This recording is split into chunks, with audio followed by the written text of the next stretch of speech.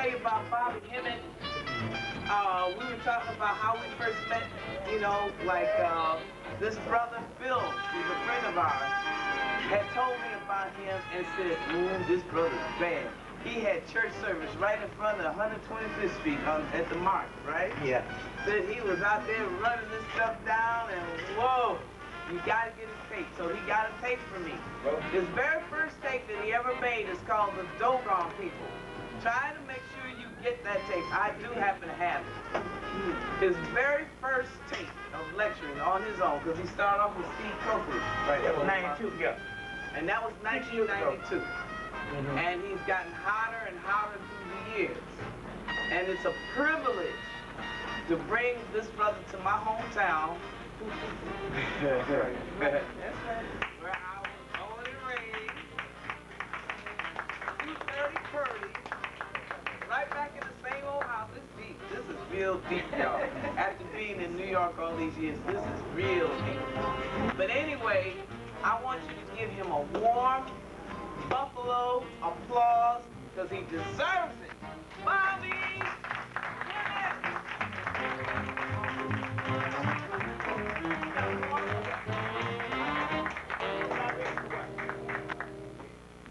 I'll tell you what we're going to do.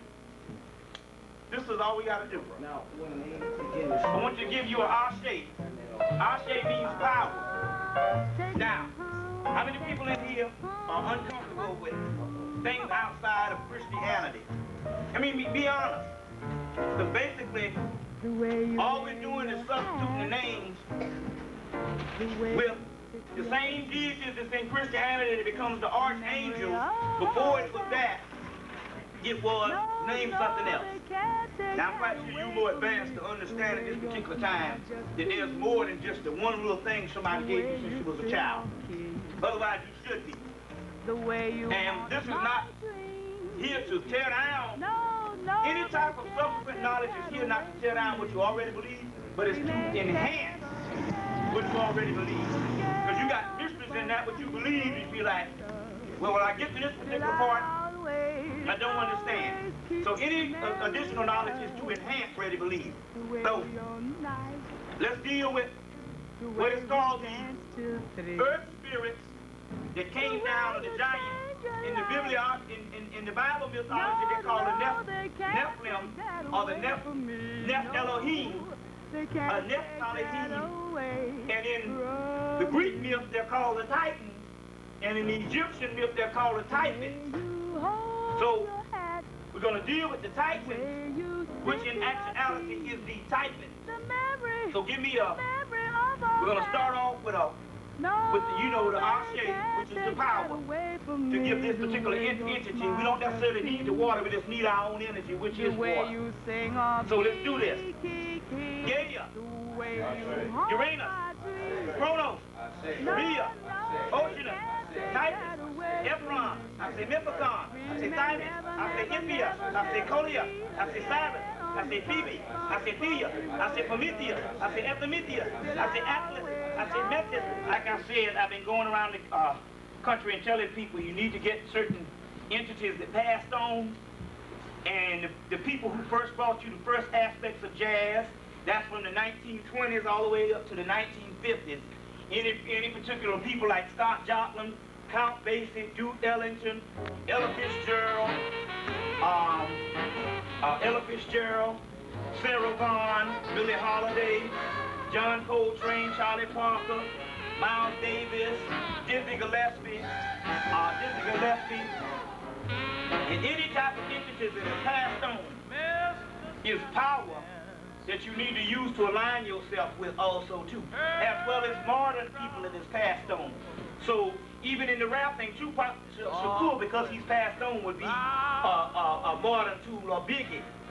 Or in the other thing, you would have your funk era or whatever type era, you know, you'd have Marvin Gaye, Joe Tex.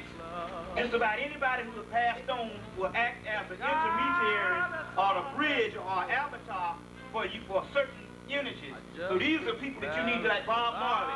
These are people, or Jimi Hendrix. These are people you need to align yourself with as far as certain energy that can help you while you're still stuck down here. You see what I'm saying? Why are you still stuck down here? So these are things that in actuality you need to align yourself with for energy, for actual energy. Now to go on, we go into a brief encounter of what's actually going on in the world today. And Elijah Muhammad once said that in the last days, this white boy will know that his time is up. But he puts you in the catechism of impossibility, and he will go on building buildings and giving you futuristic things on how we will be able to do this in the future and talking beyond the year 2000 or whatever the deal is to keep you thinking that his rule is forever. And to keep you in your busy everyday life with problems thinking that his rule is forever. While he'll be shaking in his boots. And to let you know the indication that in actuality that he is dealing with things that he knows that this is his last stand is basically in his media. So when X-Files becomes so #1 that it birthed a movie, and then in the movie they're talking about black people in so many words we'll get into in a few minutes, and then the production of all science fiction movies becomes, the production of all science fiction movies actually becomes where it used to be all whites. You didn't get no black people in early science fiction movies. So much that even Richard Pryor made a joke about Logan's Run, about how he went to go see Logan's Run and wasn't no black people in it. And he said that it must be that they don't intend for you to be around. Whereas not only do you have to have a black person in all science fiction or horror flicks, but now you even got black people starring in them as the star people. You see what I'm saying? So the movie came out, The Phantoms, which will be on video soon. Phantoms. Movie is about a group of entities that rise up in New England with these Europeans, it's mainly Europeans, and take over the whole city and literally comes up and kills everybody through entering everybody. And these spirits were called carbon spirits, and those carbon spirits just mean melanated spirits, which is the same energy on the inside of you. The next thing was the movie Deep Rising, on how these people was in this boat, and these entities came up with all these snakes in these heads, and literally killed everybody on this starliner. You see what I'm saying? But in both movies, they had one black guy as the guy that was battling, taking these things out, although he got killed in both movies. This brother was in the movie. These brothers had to, most people got to read for movies in Hollywood. This brother said, they just had a meeting with him and asked him, do you want both roles? He said, sure. So obviously for a person that didn't have to even go and read or audition, they just gave it to him is because they got to have black people in this. So what we're talking about here is, you know that we're talking about the last days. When the indication is coming down that they got to even put black people in all these particular movies. Wesley Snipes is coming out with one called Blade soon. You had Spawn last year.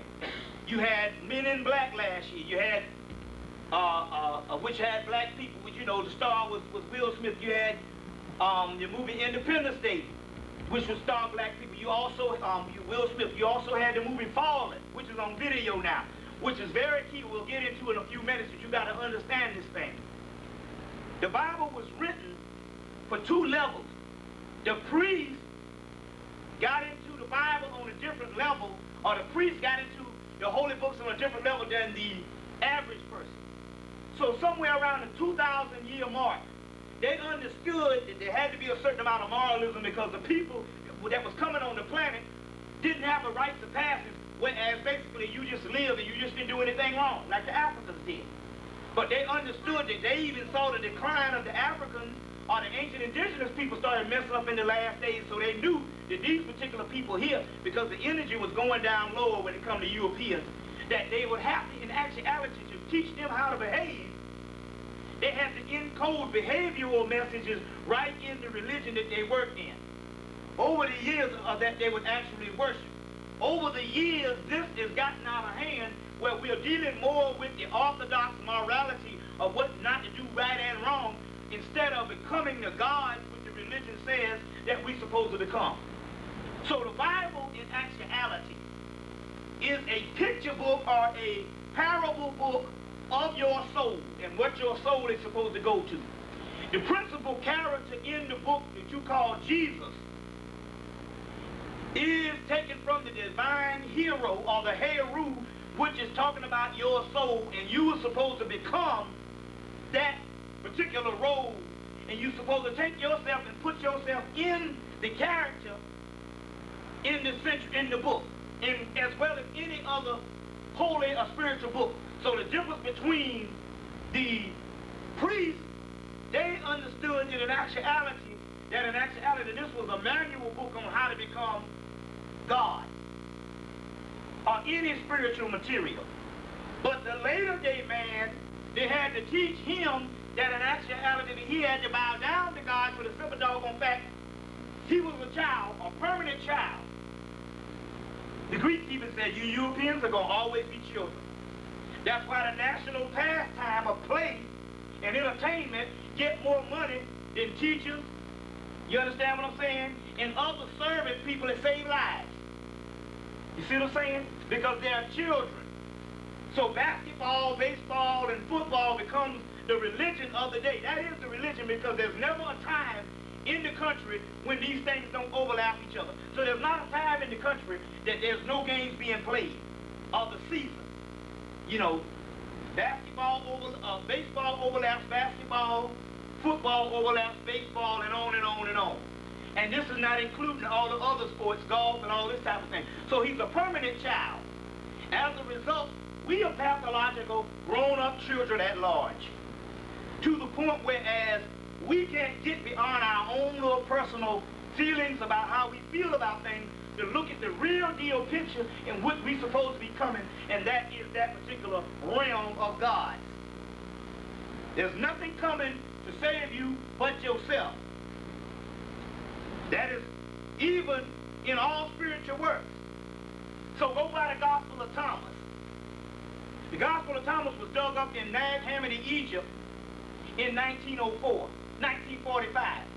Which this Jesus character in here is saying something totally different than the exoteric Jesus of moralism, which was sent for a certain realm. Which in that particular one, it says that heaven is all around you, but you just don't see it. You see what I'm saying? And it says you will know the end when you know the beginning. You see? And it also says that the original people are like a group of homeless people living in a field.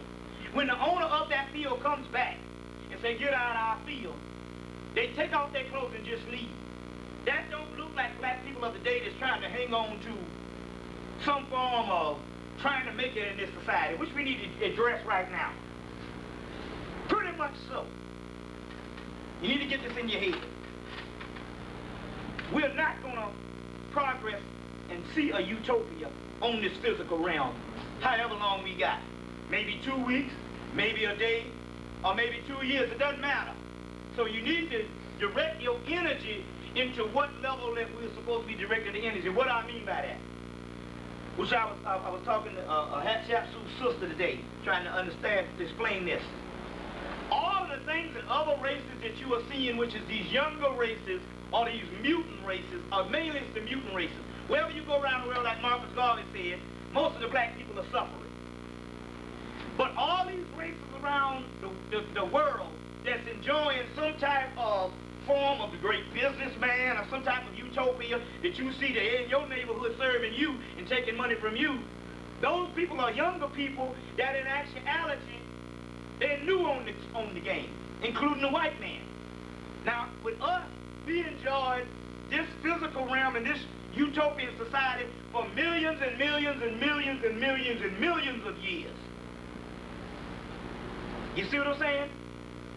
Millions and millions and millions and millions of years. So therefore, when we gave it up and went into hibernation, we literally gave this thing away. We say, look, we got to get to the next plateau, which is the universe next door.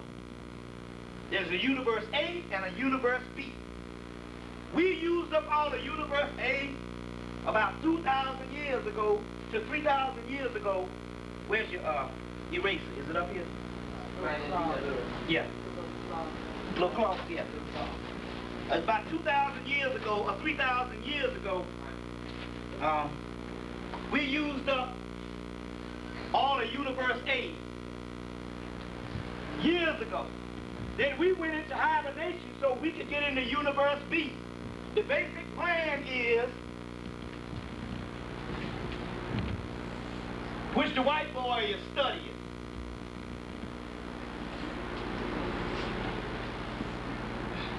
The white boy is studying this in laws of quantum physics. They even showed this in a book called Sweet Honey in the Rock, one of the most simplest Kabbalahs explained. This is universe A. We use this all up. Now it's time for us to slide to universe B.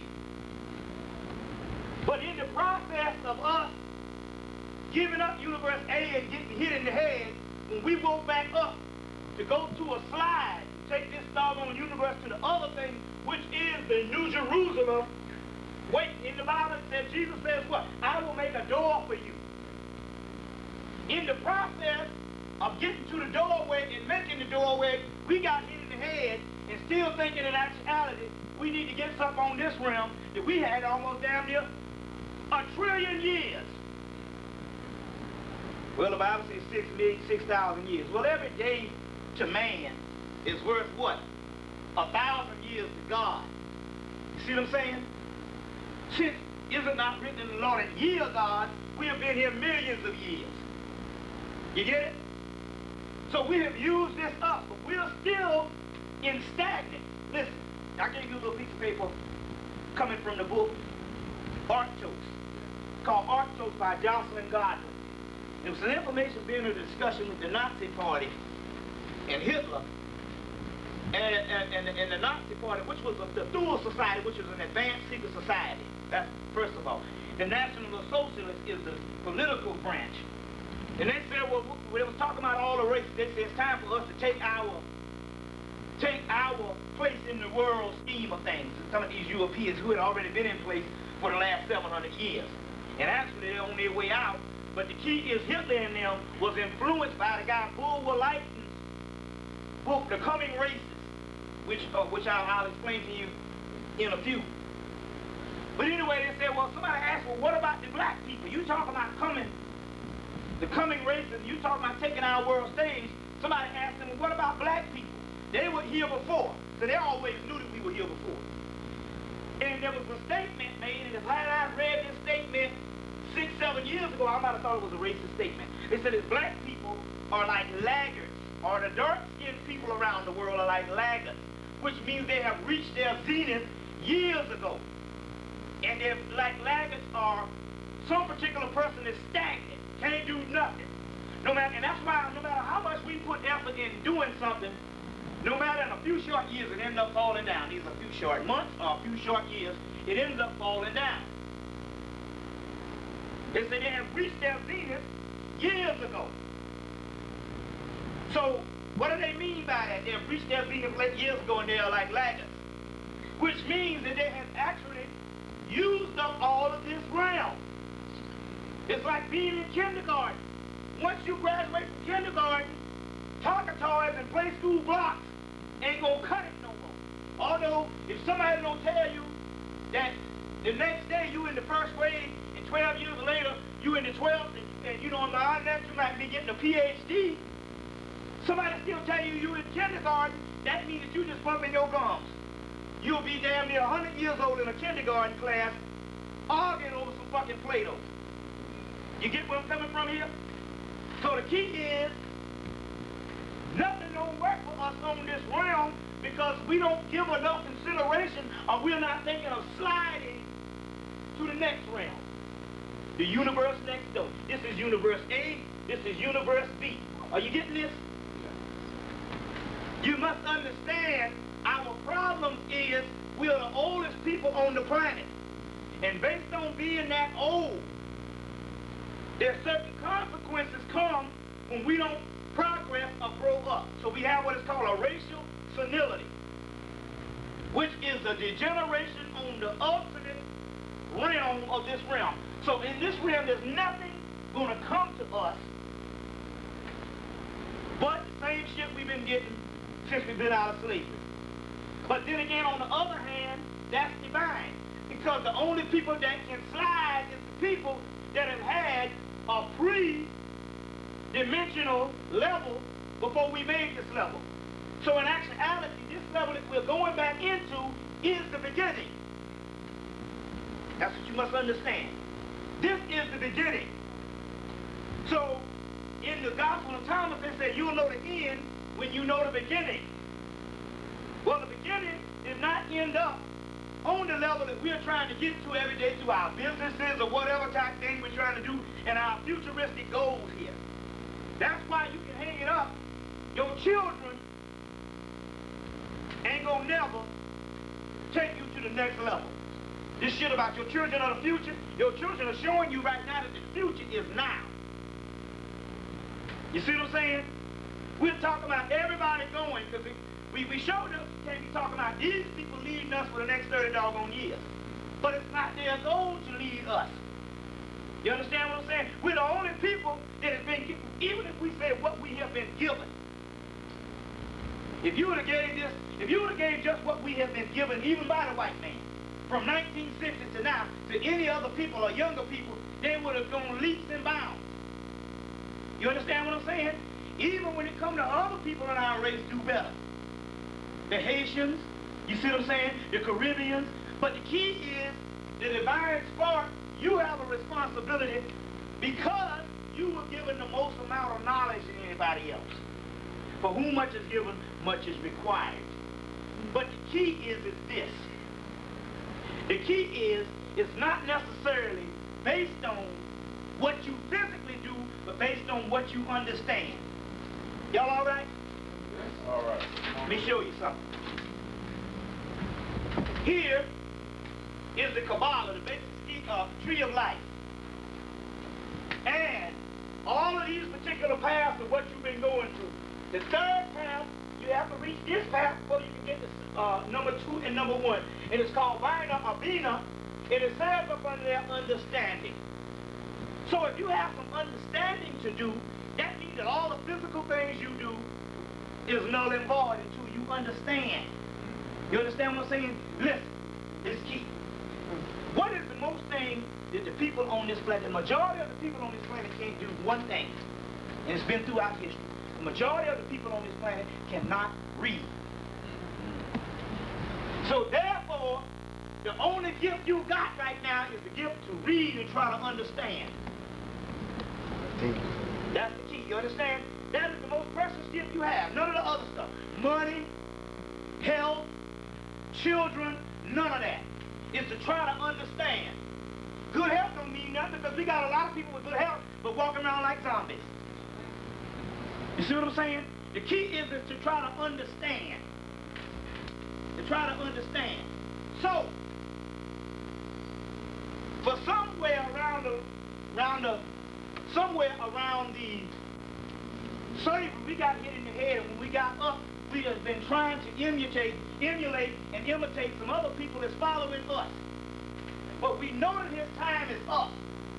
For the simple doggone fact, they have started putting us in the movies to try to somehow socialize us to turn against the stuff that's coming to kill them.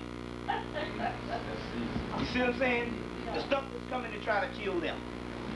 Very key that you understand that. It's in the movie. You say, well, I really can't get with these movies things. Listen, do you know that the white boy on his university got some shit now called mythology? I'm talking about as far as they got courses now, you can get a PhD in mythology. So if the white boy got some stuff that you can go and get a PhD from, that means that that's some very serious stuff. But see, he done taught you to say, see, he teaches you to say, oh, those are just stories. Those are just some ancient crazy people, and they just telling these doggone stories, and it really don't mean nothing. You see, while he's going in and getting PhDs in mythology. Mythology is the basis of all religion. Before they became religion, they were advanced mythology. So, Joseph Campbell said, the Hebrew religion ought not have been invented. Man, people like to lost their mind. Say, what are you talking about? He said, listen to me. The Hebrew religion ought not have been invented. The Hebrew mythology and the advanced Hebrew training system was there before it was a religion. So what it means is a thing. Sublime mythology makes grotesque history. Now what do they mean by that for the people I'm talking ahead of? What I mean by that? Before this particular thing was a historical lineage of a people, it was a mythology of all ancient black people on the planet. As the Hebrews left out of ancient Kemet, out of the mystery system, we just talk about one priesthood separated from the other. You see what I'm saying? Akhenaten's Autons separating from the Amen type thing at the particular time, the Amen priesthood. After leaving, they took the advanced mythology and changed it into historical. So these particular people became historical people other than people of the black race that reoccur over and over again. So what happens is to break up the cycle. If this is something that Solomon did 2,000 years ago, it can't never have no relationship to you in the ghetto. See where I'm coming from? That's the messed up part. But if you understand that mainly the majority of this stuff was talking about a people in the future, mainly in the 20th century, then you know that you can put yourself right in there because it's talking about you. And that's the difference. A lot of it was called eschatology. Eschatology means that they were not interested in writing stuff based on history. History in the ancient world was just that. It was history. And they had history books. The mythology, which deal with spiritual information, never coincided with history because they're always talking about something in the future. And they were talking about this generation right now. You got to get your hands on that. And if you don't believe nothing else, you better believe right now that this shit is coming down with your ass. You are the ones that they were talking about in the last days that's going to come and free the people. You. Not your generation coming behind you, because if we don't get it right now, it ain't going to never happen. You see what I'm saying? Ain't going to never happen. You see what I'm saying? It was talking about us. This group of black people in the 20th century and the ones that's on the planet right now. Now that is based on the prophecy that I just gave you. How do I know? Well, based on the prophecy I just gave you, it's also in the book of Esdras. You know what the book of Esdras is? You have your Apocrypha. Your Apocrypha was not added to the canonical Gospels. Why it wasn't added? Why wasn't added? Because the white boys, the Roman government, they left the Apocrypha out because it had too much things up to date as far as too much prophecy. And number one, it explained that these people could not be Europeans. So the Apocrypha was left out. In the book of Esdras, it talks about a lion in the last days. And that lion in the last days, it talks about this lion, which is the Lion of Judah, or the Great Sphinx, which we'll get into some science on that in a few minutes. But it also talks about a great eagle that's going to rule everything. That's the United States. But it says in the last days there will be a lion that will rise up and will crush the eagle, or swallow the eagle. We know that that's talking about now because the great eagle is the United States, and we know now that the United States culture is breaking down every day. Okay? Now, show you what I'm talking about end times. Then we'll go back into the science. The United States government in the United States is an experimental culture for Europe. They say, okay, we will let you experiment with whatever different religions and whatever thing you wanted to do, we'll let you experiment with it over a course of time. Then after that course of time, once we see what that experiment produces, we'll come back in and we will end that experiment. Now, this is the key. They already seduced black people. Over the last 10 years, black people done went through a living hell with man-made crack, man-made AIDS, man-made whatever have you. They had put it on us. But it's in the book of, in the Zohar, which is the Zohar is, now let me explain this to you. How many people have ever heard me speak before? Listen. You must understand this if you don't understand nothing. There's two kinds of religion. There's your esoteric, which the priests learn, and the exoteric, which the masses learn. The exoteric is basically laws. instead of having this law, this constitution, that constitution, they filtered the law through you through the actual religion. Okay? Through the actual religion. The esoteric, that's the exoteric. The esoteric is different. The esoteric is talking about divine prophecies and divine spirituality that literally is the stuff behind religion. The Zohar talks about in the last days, you will know the end, because every kind of plague will come upon Israel. Now, they ain't talking about these Europeans. You better get that straight. The Europeans, based on Rothschilds and Cecil Rhodes, long before World War II, they knew that the book of Psalms was talking about one people and one people only. And that was the ancient black man and black woman. They sat down and they said, listen, we got to do something. Because sooner or later, these people in the church, when they put this thing together, they're going to realize that the children of Israel is black people. Then when they look at the tribes of Israel, and they'll find out they got Mizraim, which is Egypt, and all these different things, and they talk about, they're going to find out that the children of Israel is black people all over the world. So Cecil Rhodes and Rothschild and Arados got together, they say, look, we got to create, number one, we got to create a holy state for our European Jews that was converted into Judaism with the Moors of Spain. We all know that. Arthur Koestler's book, taken from Moorish documents, the European Jews. How did the European Jew get there? He was converted into Spain in Europe. He was converted into Judaism when the black Moors ruled Spain. That's documented in Arthur Koestler's book, The 13th Tribe.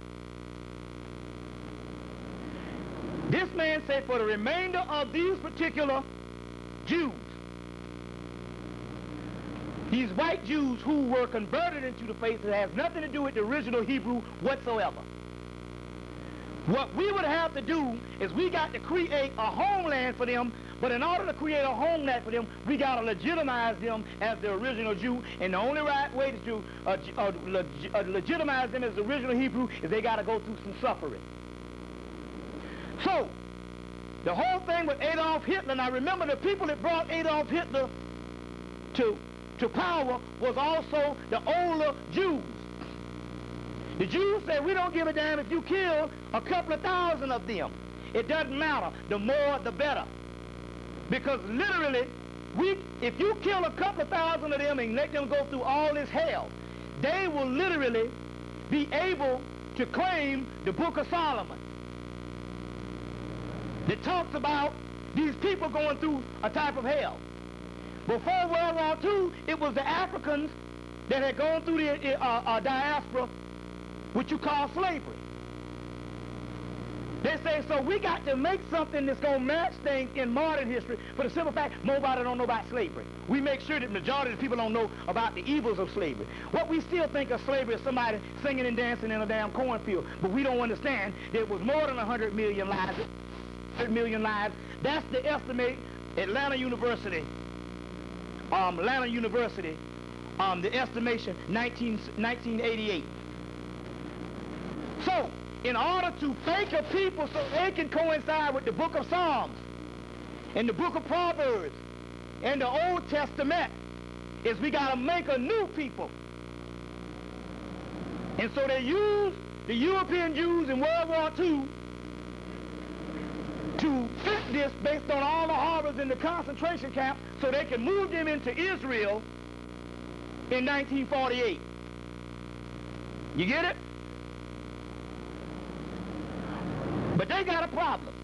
The problem is, based on the Old Testament, that the Jews cannot see the coming of the Messiah or the Messianic kingdom until Elijah comes and knocks on the door.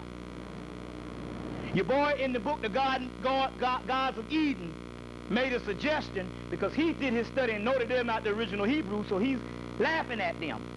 He said, well, these particular Jews, the ones that you know of today, because most people don't even know about a black Jew. These particular Jews or Hebrews that you know of today is supposed they can't do anything. You're talking about the people say we can't do anything until Elijah comes. They say, well, haven't received the Elijah. You see what I'm saying? These people, they say, well, look like we ain't going to receive the Elijah. Because also if you get the Raphael Patty's book, now I want you to hear this. Raphael Patty's book, which is called the Messiah text. You get that book.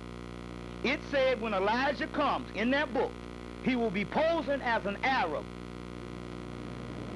What does that mean? He's going to come under the banner of Islam. He will be posing as an Arab. Goes on to say in 2 Kings that the one that will be anointed king of all Jerusalem is a person by the name of Jehu or Jehu. We'll explain that later on. But these Europeans know they are starting to fake prophecy. Now, last January or February of 1997, a red heifer was born. The red heifer is in the book of Enoch. Is it mentioned in the Bible? Have you ever seen the red heifer? Is it mentioned in the Old Testament? Okay. Okay. There's a prophecy in the book of Enoch also that there will be a red heifer that will be born. Okay? And that red heifer would symbolize the end. Now the red heifer is supposed to be born long after Elijah comes, because Elijah, that's the end when the red heifer is born. Now, this red heifer was born in January or February of 1997 in somewhere in the Middle East.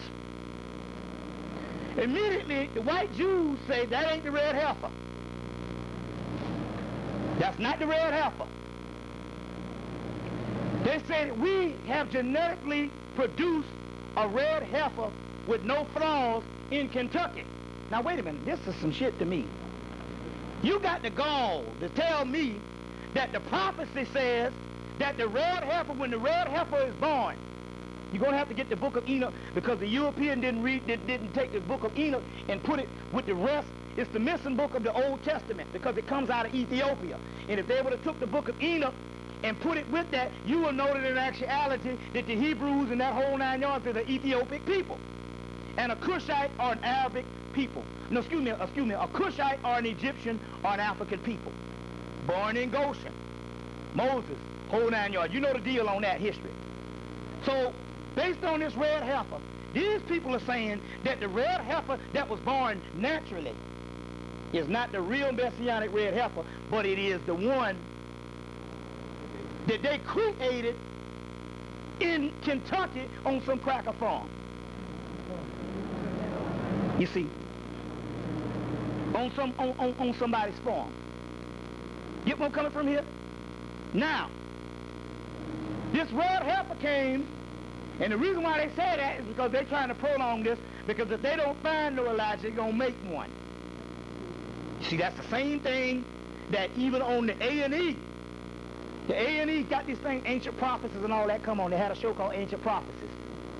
They say these Hebrews, now that they can't find authenticity, is now trying to fake history with the Operation Moses to airlift the original Ethiopians, the Beta Israel over there, so that they can fake this particular thing of this lost tribe coming home. Hell, this is the original tribe. You see what I'm saying? And the lost tribe is us in America. So they're trying, they say, so even the Europeans say they are trying to fake history. You see what I'm saying? Now going back to this particular information, it says that in the last days, a plague will come upon Israel. It also says in your boy's book, you got to get it. It's one of the best books written on the apocalypse. You got to go to England. It's $22. Emil Box, Apocalypse of St. John. That's why it's not plentiful in this country. It's put out by Flores Press. Flores Press, Emil Box, Apocalypse of St. John. Emil, E-M-I-L-B-O-C-K. That's the one. It's a lot of good information in there, but it comes from England. It's a little small book, but it's on it. Now, in the book he says, when the apocalypse comes, the people would have been in the apocalypse anywhere from 10 to 13 years and won't even know it. Why is that? Because the people would have been grown so bad. These people would have grown so used to bad luck until if you ain't talking about taking away their money, they don't give a damn. The sky will fall down first. You see what I'm saying? The sky will fall down first. You see what I mean? As a matter of fact, I'm going to give you this. You want to break some keys on this? The book of Exodus is a book that is going on mostly today than it was the historical 2,000 years ago or 3,000 years ago. The book of Exodus is a book that we have been going through mostly now. Now the key is you're going to have to go and get, but see what I'm trying to say is this. Before they wrote the Bible, they literally took the Bible and they gave you a version, which means put all the whole books, so they had to give you a summary version. So, the story of Moses, if you get the Hebrew mythology, that would take up one whole book as big as the damn Bible. You see what I'm saying? The mentions of Solomon would take up 2 or 3 chapters. What you're getting is summaries. So now you're going to have to go to Santee Press. It's called Santee Press. They put out all these old books. Just remember Santee Press, and remember the Legends of Israel. That's the one you want. It's called the Myths and Legends Series. Is the name of the series that they put out. And the name of the book is the Legends of Israel, which give you the complete story of it, which gives you the complete story of things. When you read in the biblical thing, they summarize, which means they only gave you a summary of complete stories. Take for instance, Santee Press, well, it's in London, but basically you can order these books through any Barnes and Nobles can get you access to Santee Press or any Borders bookstore. You can get, I wish I would have got the guy's name, wrote it down. But anyway, if you read the mythology before it was changed into the religion, which is changed into a thing that mass people can worship, other than the scrolls or the mythological scrolls, you will see a whole nother thing. You will see a whole nother thing between the fight in heaven between the angels of Satan and the angels of God. And then you'll realize that the whole heaven was split because of this, and the angels of Satan wasn't necessarily wrong. In the aspect, if you hear the whole story, which I will explain the whole story tonight, which I'm not telling you to worship no devil or whatever kind of thing. The key is like what Job had to figure out the hard damn way. Yea, do I walk through the valley of the shadow of death, I shall fear no evil. And both the same entity teamed up on Job's ass because he got too much into righteousness, and that particular righteousness is ego.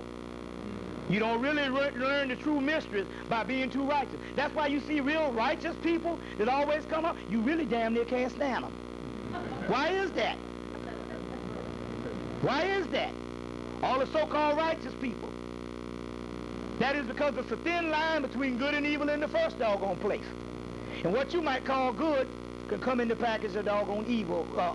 Evil might come in the package of good. So the mystery to Job is talking about the mysteries of dark and light. And what he didn't realize, it was talking about a polarity, 2 poles of the same person, or the same energy. You get where I'm coming from here? That's the whole thing. But Jacob wrestled with the angel all night. Then when day broke, he saw the face of God, which was called pineal, or Penuel, talking about the pineal gland. Talking about the pineal gland. Y'all getting this? Okay. Because